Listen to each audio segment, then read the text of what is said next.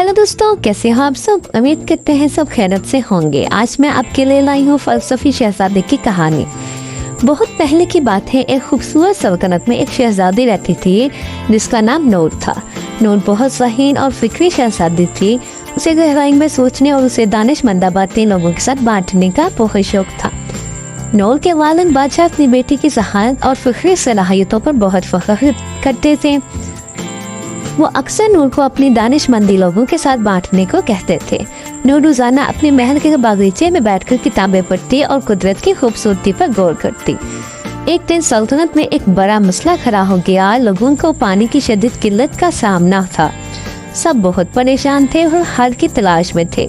नूर ने अपनी किताबें और इल्म को इस्तेमाल करते हुए एक नया तरीका तलाश करने का सोचा।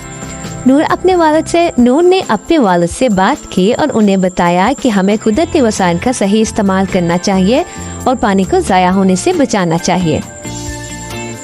बादशाह ने नूर की बात सुनी और फौरन ही अमल दरामद करने का हुक्म दिया।